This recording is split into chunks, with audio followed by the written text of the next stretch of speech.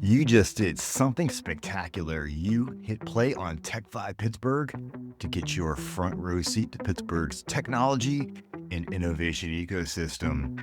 I'm your host, Jonathan Kirsting with the Pittsburgh Technology Council, and I've been telling the stories across Pittsburgh's tech industry for nearly 30 years now. Is AI making the workplace smarter or just more stressful? As companies race to integrate AI tools, many overlook the human side of the equation, how employees actually feel about using them, and how workplace culture shifts when new technology enters the mix. If you're leading a team or adapting to AI yourself, this episode of 10-Minute Tech Talks gives you the perspective you need to navigate both the opportunities and the anxieties.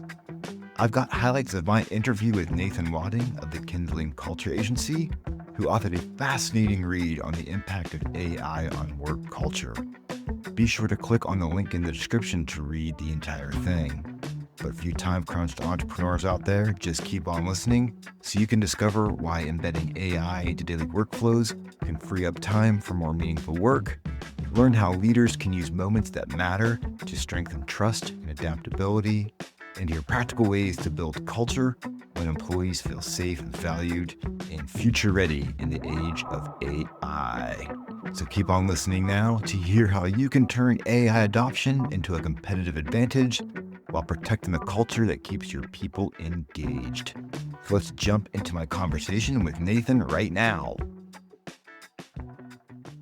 Nathan, welcome to the show today. Really glad to have you here in the Huntington Bank studios. Thank you for having me. Of course, man. I tell you, this is where we have the best conversations. I love coming in here. It's like a space where I get to learn. Our listeners get to learn. What's great about you is that you've spent your career studying businesses and people. Yes. So you have such a knowledge for what's going on, and you can Thank you. connect ideas together that other people can't really grasp, right? Like you can see the edges of lots of things and put them together in this really unique way. You have this really awesome blend of knowledge. I like that. You can be my agent now. You know? I like that. I'm remembering that. Nathan, you're smart, man. You're awesome. Awesome. No, I tell you what, you're a regular contributor to our TEQ and Tech Hub magazines. And you always put very thoughtful pieces together around workplace culture and the importance of it. In the last article you sent me, I'm like, wait a second, this is awesome. And I want to have you come in here to talk about this because I think this is a topic that we need to go a little more in depth with. And I was just really excited about it because, this is all centering around, we're all trying, every office is looking at, grasping with, or doing well or not well, implementing AI in their operations. And oftentimes we're forgetting that offices are full of people who are using the tools. And as I was reading your article, it was just resonating with me. So it was really hitting me because I was like, I'm seeing this with like other people's offices where technology is coming in and thinking, is this going to replace my job? Yeah. This is my self-worth here, and it can really, if you don't do this properly, it can really diminish your workplace culture. It can have some negative impacts. And you bring some great insights and even 6 kind of key takeaways. First off, what was the inspiration for putting this together? Obviously you're seeing this and you're seeing people being impacted. So I assume that was kind of your first step in thinking about this. Yeah, we're seeing our clients impacted. We're being impacted by it. And I'm confused by a lot of it and very curious about it. Yeah. So from our perspective, helping organizations with their culture and helping their employees connect with each other and their culture in the organization, I was curious as to how this would impact the individual employee of organizations. So from a curious point of question, and then helping organizations say, how are we thinking about this? Helping our clients say to themselves and say to their culture teams, how are we going to work this into our everyday, not just from a strategic standpoint, but also from a culture standpoint? Because and what we've learned is there's not a lot of people thinking about how are we weaving this into our day-to-day activities, into our day-to-day conversations. I have to readjust my workflows as an individual now that I have access to AI. Me too. My biggest tool now is a meeting recorder, my meeting note taker. Isn't that an amazing thing? So with me, as someone that writes stories, that's the same thing. Yeah. Even though Otter, like AI has been around for a while, people can been transcribing. When you can use it as powerfully as you can now, it completely changes how much time you spend during the course of a day doing some of the things that you do. It restructures if you look at it properly versus, because there is real opportunity in this technology, in this transition, in this technology to to rethink how we go to work every day. Totally. Instead of just saying, oh, I'm going to let this note taker into my room. And that's what nowadays, when Otter first started, there was a friction to it. I had to, You had to warn people ahead of time. yeah, the first time I used you could be Otter, recorded. the first time I used Otter, I unknowingly connected it to my calendar, and it sent an email out to 400 people that I was in a group. It had your notes in. And it was like, why are you recording this meeting? What's going on? So because you're all under arrest. But I've had to rethink, now that there's less friction in the process of recording a meeting, I've had to rethink, oh, I don't need to pay attention in the same way in meetings anymore. I can be present with the person. I can listen to them. I can take in, even if it is virtual, I can take in how they're saying something. Exactly right. Yeah. And what they're trying to get across to me. And I can listen to understand, not trying to write notes at the same time. I can leave that on the side and I can gather that information later. But it causes me to rethink my meetings and rethink how I'm structuring my day, because I have to leave time at the end of the day to actually go reread the transcript and reread the takeaways from our note taker. But I have to do that. If I'm going to say I'm going to be present, I'm not going to take notes, I do have to go do my homework and marry up my handwritten notes. I couldn't agree with you more. I mean, I just think back to, if I'm right, back in the old days, for lack of a better term, if you're interviewing somebody and you're taking notes. Yeah.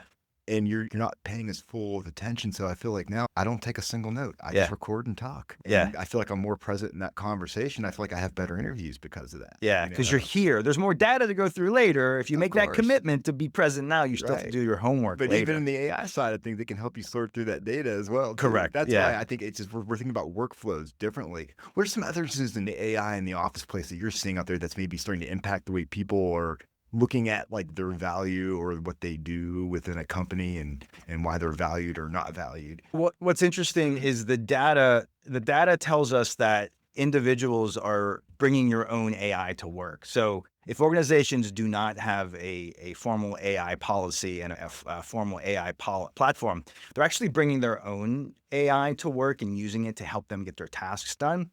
But most of those employees are afraid to tell their leadership or their managers they're using it because they're afraid that it will replace them. So there's this conversation that's not being had about how work is being done. That's a phase as well too. I think that happens because at the Tech Council, there's never a phase of being like afraid to say we're using AI, but now it's expected. Yeah. It's almost. It happened quick too. It happened very It happened quickly. quick. Exactly. Right? Like, oh, you're not using AI at all? Oh, why not? What's wrong with you? What's wrong with you? Yeah. Do you want to work more?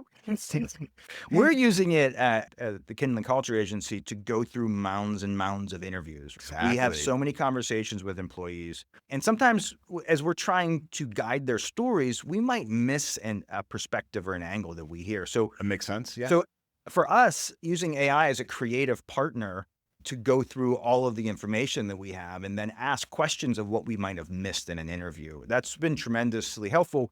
What's a little dicey is that AI doesn't want to push back on you, right? It wants to make you happy, right? It does want to please, so you don't always get the best. So the creative sparring doesn't go very deep. Of It just raises some potential avenues to take. Exactly. So when I was reading through your article, you emphasized the moments that matter in an employee's journal. And these are absolutely critical while you're implementing AI, right? How can leaders identify and manage these moments? I think this is tough to be a leader in this day and age. You're managing both sides of the equation. Both sides, you're up and down, Up right? and You're down, managing right, yeah. up and down and probably sideways as well for those that aren't adopting some of the technologies at speed that the organization is expecting. The organizations will always expect speed and movement forward, and more data doesn't mean that. Let me back up. What was your question again? No, I just lost my. Yeah, no, exactly, yeah. So basically, so in your article, you keep emphasizing these moments that matter, right? Right. And in an employee's journey, it's like critical during AI, and it's absolutely critical during this implementation that you can kind of identify these things. It's a great moment to interface and engage. What was that inspiration on that? Yeah, so managers are managing up and down and sideways with their organization, and what we've seen forever since humans have been working is there are moments that matter on an employee journey. And take this new technology, for instance. This is just another digital transformation. We've had them before, right? We have. But they're coming faster and faster now. There are shorter distances between implementing these new digital tools and then living with them and Exactly. letting them Yeah. build a foundation. But right now, as an example of moments that matter is, let's say you have someone on your staff that you lead that is curious about AI and they're using AI themselves. They've already volunteered to self-explore. So they're an early adopter to technology. And those kind of individuals are looking for ways not only to make an impact in their day-to-day life, but also potentially looking to impact the organization and their coworkers too. So looking for those individuals who are your early adopters of technology and looking that it may be a real important moment that matters for that individual, for you as a leader to be curious about what they're doing and how they're doing it, Okay. Yeah. and letting them help you potentially launch this new technology internally. Well, Right? that goes right to, you mentioned this point that I thought was kind of fun, with it's this reverse mentorship, where Yeah. a lot of times it's the younger generation that will engage with the tech. And so being able to have them mentor the older folks Yeah. in the office, I think, is a brilliant idea. That's Yeah, really cool. we had done that with a client years ago. Okay. It was a reverse mentorship, and it was basically how to use. I'm going to age myself here, That's but all it was right. how to use email properly in Oh, the yeah. workplace, and how it was different than an inter-office memo in a manila envelope. So reverse mentorships, they bring down that generational wall that can get created between younger people and older people, where we just are like, oh, these young kids, they don't know what's really, they don't have any expertise. They just have technology. They just know how to use the new interface. But it brings down that wall a little bit, because I mean, what do we have now? 4, if you're lucky, maybe 5 generations in the workforce right now. That's crazy when you think about that. It really is. Yeah. And so you got people who they're in their formative years, their technology could have been television, right? You know, what was your formative technology? I mean, I've had to literally explain to people that there was a time when I could not use Google because it didn't exist to look things up. Like, I literally, like, if I had to get court records, like when I was a news reporter, I had to go downtown to the pathonatory's office and ask for property records. Yeah. Don't go to Zillow and look it up. Yeah. like literally. Yeah, and I can remember recording, like having anxiety about, is my TV show going to record? Because is there enough tape left on right. the VHS machine? Exactly. So wherever your formative technology years are, you've got lots of generations in the workforce, and some individuals just natively take to this stuff and understanding how to use it better than others. Absolutely, yeah. So this idea of a reverse mentorship, it not only helps everybody move forward, it also breaks down the barriers between people that may not gather in a workplace, that may not see each other every day because they're not, quote unquote, hanging out at the same, I think the water cooler or the coffee shop. it has such potential to create even stronger culture. Yes, and that's really because I feel like everyone can understand each other a lot better. Because wait, you're showing me something. It's it's a cool, and you can show me something too, because you've been down this road, I've been down this road. And when you do it that. intentionally and you build a context around it, now you can take some of the tension out of the competition for things, right? That's exactly right. That makes so much sense. And what makes AI, I think what makes AI uniquely unbalanced or uniquely tension creating device or technology is, it's a way that expertise gets compiled into a query, into a way you can just ask questions. It's expertise, right? Yeah, absolutely. It's just it's a melting down of expertise that you can ask questions to, and you can help you can use it as a tool. But as workers get years and years under their belt at an organization or at a specific job, that's expertise, right? These individuals, they have such knowledge.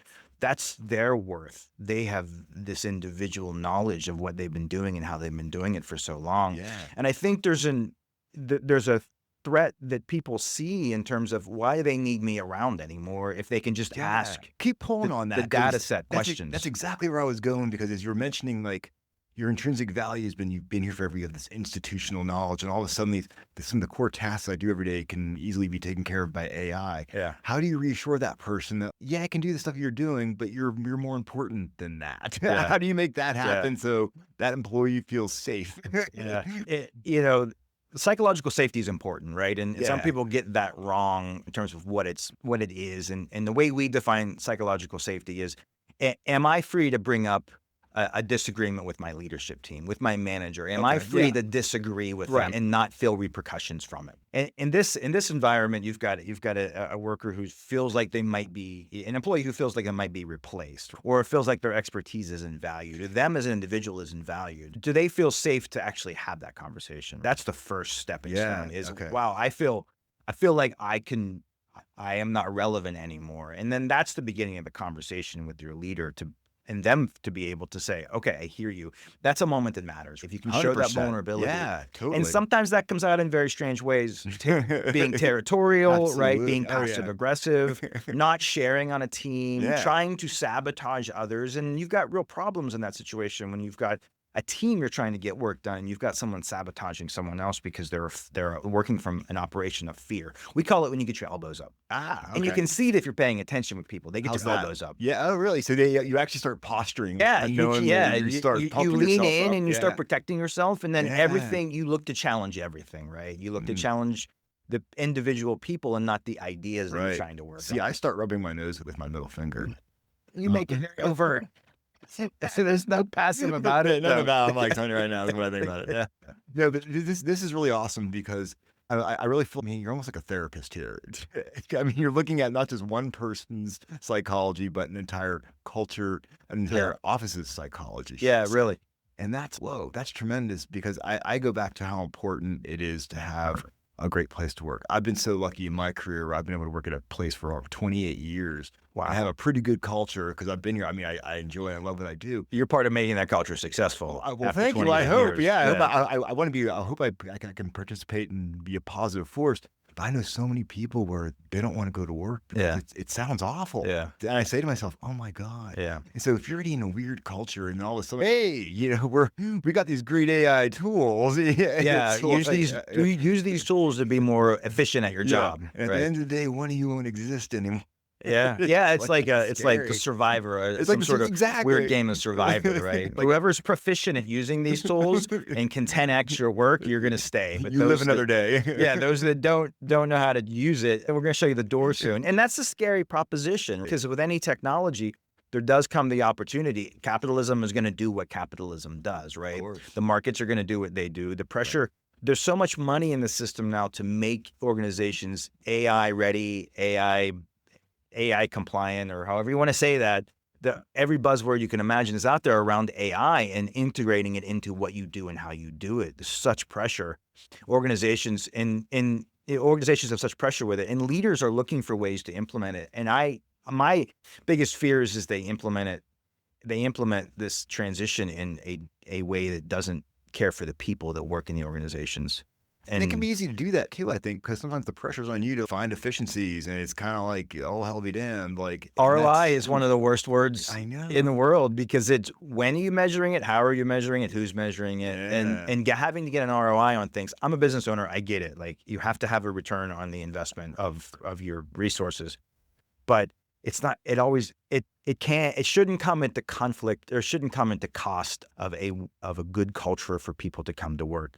For 28 years of their careers, because we're giving of ourselves and our energy and our energy and our life to something in some cases to make the place better, to make our jobs better, to make the environment and the world a better place. This is why I get really excited about the work that Kindling does, is because I really feel that like people I think often forget just how important it is when you have a good culture, how that's just going to provide immense benefit to your actual business. That some of the stuff they consider soft or squishy is that's the stuff where if you manage your people right, they're incentivized and they're valued and they have a trust that like you're just gonna have such a better business because of that. And I mean the biggest result from a well-maintained culture is adaptability. 100%. Are your people adaptable? And right now, the speed of work, the speed of transformations, the speed of change is coming so fast that having a culture that can be adaptable to how you work you work is the number one asset you can have. Think about that. That's so interesting to me because you think about how fast things are changing and how fast can a culture really adapt to something because of the speed. Is there like a certain break point where you're like, it's almost like the problems we have where, legislation can't keep up with technology in order to regulate it. I feel like in many ways it can be like with culture. in some ways, just because it's hitting us so fast. Yeah. Ways that maybe our brains aren't ready for it yet because it's kind of jumped us in some sort of way. Yeah, and it's ways that we have to be supported as an organization to be able to move at the right pace and speed. And that gets back to, are we moving too fast? Is the leader asking too much of us? And am I free to say, I think we're moving too fast in this? Yeah. I mean, the agile mindset of build it and we'll fix it as we go, right? Don't get it perfect and then build the next layer. Just keep moving, and if we find the bugs, we'll loop back and fix them as we go, right? At some point, if a person isn't remembering the bugs to fix, it's going to fall down on itself, right? Point, absolutely. Yeah. So you can go too fast on something, and we've seen examples of that in technology. But the real advantage is that if you have a team that feels empowered, and they know they're adaptable to what the business is going to ask for them, and they can help support each other in that process. Because back to your point about being here 28 years, a culture is built on relationships. 100%. And it's relationships up, down, and sideways with the people in your organization. Multidimensional, man. It really is, yes. Multidimensional. It is. People are complex, damn it. Yeah, but it's about those relationships at work. I mean, you throw two people in a room, you got a culture, right? 100%, yeah. And there it is. Yeah. And if you put two people in a room and then you give them an outcome that they need to reach. Exactly. You get them outcome. That's because exactly then right. you're going to need. Because culture you need each other to succeed. You need to create something together to get to that point. Time. Oh man, now AI is just making it all the more complex. But I feel like it can be managed, though, which is what you really show here, is that this can be managed. Yeah, I think we can learn from other transformations that have happened in organizations and in business. And for us, it's really about, again, an adaptability. You have an opportunity to build an adaptable culture if you don't have one. You have an opportunity to build a better culture around this transformation, within this transformation. So starting inside the organization and working upward and outward is the way to go here. Okay. Because you're going to need the people to be part of the transformation. And shouldn't be pushing this transformation down, because that's the biggest takeaway for me, was that you can't just push it down. You can't push it down. And honestly, I don't know that leaders know how to do this without the people. The knowledge of the youngest workers in your organization, and the knowledge of the individuals who have been early adopters with AI, those individuals are such a wealth of information for you as early adopters to help bring the organization forward with your AI transformation. Those individuals need to be part of this, as well as your senior employees too, because they have a knowledge of how this can actually be deployed inside of an organization with the sales experience, with the customer support experience. Yeah. So making them part of the transformation is I think, fundamental. I mean, that is literally the key takeaway. That's the one thing you got to at least be thinking about, whether you're a large company and you're trying to think, or if you're starting to build your own company and you're adding people. It's amazing to me. I see so many companies that are members of the Tech Council where in the past 2 or 3 years, they've added 50, 60, 100 people. Yeah. And that, to me now, that's the most fundamental part, where this is that stage where you can build that culture. Yeah. Just be practically thinking about this. Not just build it. We know that everyone's building a company super fast, right? I mean, everyone's got you got payroll to make, you got customers to please, and it's easy to get lost. But if you don't step back and think about this thoroughly, which I recommend, read the article and get all the key points, or give you a call and have them talk to you about it, because I just feel like you're putting yourself at a big disadvantage. Yeah, we often say that if you're growing an organization, you have a culture, whether you have been intentional about building it or not. It's just going to happen. It's going to happen. And in every culture, there's a shadow culture. That's how work actually gets done. I know. After meetings, around meetings. It'd be so awesome. I would love to have, you read people's their wonderful mission statements and all that stuff. Yeah, great. It guides me. But then to actually see what the shadow mission and how it gets done. Yeah. It's kind of cool. Yeah. And people learn it quickly. You learn it within the first 2 weeks. I would imagine so. Yeah. When you join an organization, how is work going to actually get done here? Where are all the bodies in? How is this going to really work? And, I remember starting at organizations before I had my own company, and you get taken out to a happy hour, and you either get introduced or you get put in your place. And there's however the conversations goes. Exactly right. Yeah. You think back to 28 years ago, did you have one of those conversations where it was like, let me tell you, Sonny, how this is going to go here? Exactly. Yeah. Oh, it's so much fun to talk about. I love this stuff, and I really just want people to learn from you. Because I read this article, I was like, man, there's some good takeaways here. You know, if Good. I was building an organization, I'm actually using this in my own mind and how I interact with other people. Because Fantastic. I think some people get a little freaked out when I tell people, no, I'm using AI to put this stuff together. And it's Yeah. cool. Yeah. I'm getting a better product because of it, Yeah. and it saved me time to do the more important things that Yeah. I want to do. You know, I think Yeah. I think it's also important to just as you're even in your situation is just ask people, how do you feel about AI? That's a great way to even Just start. how do you Honestly, that's a really smart way to think about this in some ways. Just that's a great just journal. You're not there's no pressure just there. curious. Just People yeah. have feelings about everything, Oh, and yeah. I know they have feelings about this, but just inviting the conversation. How do you Right. feel about it? Yeah. How is it And just showing impacting that you? you're open to know without Right. being judgy about it or anything Right. like that. Yeah. So, great stuff. Like we got a link to the full article. You got 6 key takeaways there, which we're Yep. going to let people have to read the article to get the takeaways. Quick, actionable stuff that you can read it and just take it away. We Like, tried to it's make fun. them practical Yeah. and real so that you could read them and go, okay, cool. I understand what that means. Exactly I right. hate the complicated takeaways that I'm like, wait, how do I apply this? What's Thank you. that? That's why I liked it because it was like literally sentences here, guys. They may be longer sentences, but it Yes, should you be. can get through it. You can get through it. If you want, I can edit. I'll break it down to 2 smaller sentences if you want, but it won't be as eloquent. I should have or asked AI to different. help me make them shorter. You could have done that, man. What were you thinking? It would have done a lot faster too. But I really appreciate your insights on this. Really, your expertise in this is just wonderful. I love that we're able to hang out and have these conversations. I love the fact that you provide us with this thought leadership because through us, we try to amplify it out to as many of our companies here as we can. Because this is just great actual stuff that you go through this. It makes you think differently, and we want your company to succeed for crying out loud. I And agree. I think this is a key piece of that can help you succeed. So thanks for hanging out with me here in the Huntington Bank Studios. I always appreciate what you do here and keep doing it. Thank you very much. You are the best, man. Hey, in case you forgot, it's Jonathan Kirsting with the Pittsburgh Technology Council. And of course, you want more content like this. You want to keep on learning all about the newest and latest, the greatest, a front row seat here at Pittsburgh's tech and innovation ecosystem. Just follow us right here on Tech Vibe. It's Jonathan Kirsting. See you on the flip side.